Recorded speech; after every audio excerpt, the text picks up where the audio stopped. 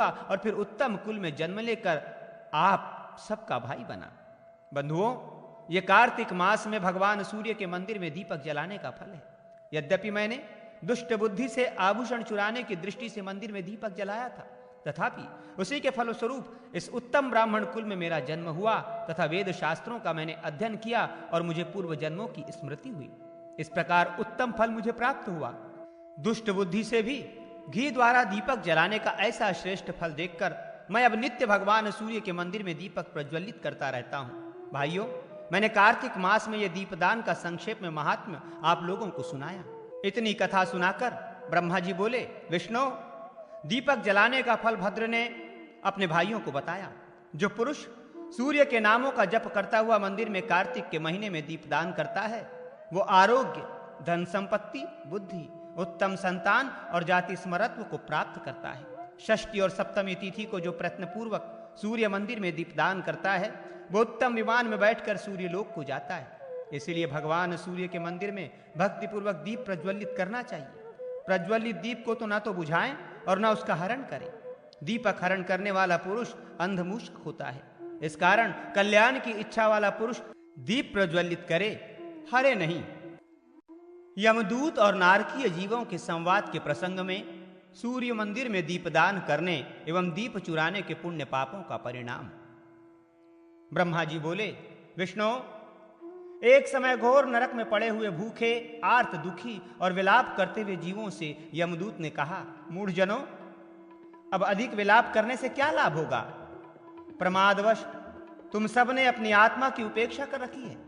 पहले तुम सबने ये विचार नहीं किया कि इन कर्मों का फल आगे भोगना पड़ेगा। ये शरीर थोड़े ही दिनों तक रहने वाला है, विषय भी नाशवान है। यह कौन नहीं जानता? हजारों जन्मों के बाद एक बार मनुष्य जन्म मिलता है, उसमें क्यों मूढ़जन भोगों की ओर दौड़ते हैं?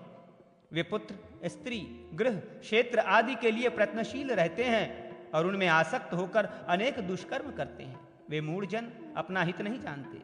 वे ये भी नहीं जानते कि सूर्य, चंद्र, काल तथा आत्मा ये सभी मनुष्यों के शुभ और अशुभ कर्मों को देखते रहते हैं, अर्थात साक्षीभूत हैं। न केवल एक जन्म अपितु सैकड़ों जन्मों में पुत्र, स्त्री आदि के लिए जो जो भी कर्म किया जाता है उसे अच्छी तरह से ये जानते रहते हैं। मोह की ये प्रतिमा तो देखो कि नरक में भी ममता बनी रहती है।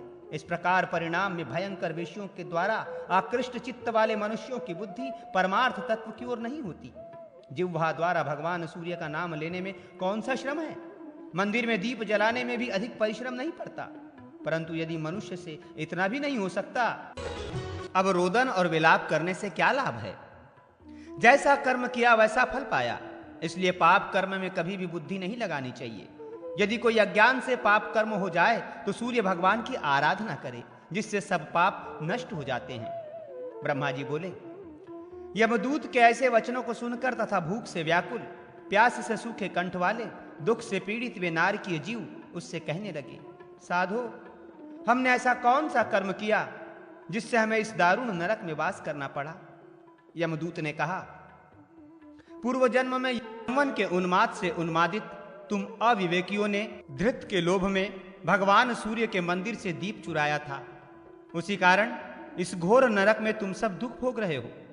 ब्रह्मा जी बोले, अच्युत, मैंने सूर्य मंदिर में दीपदान करने के पुण्य तथा दीप हरण करने के दुष्परिणामों का वर्णन किया।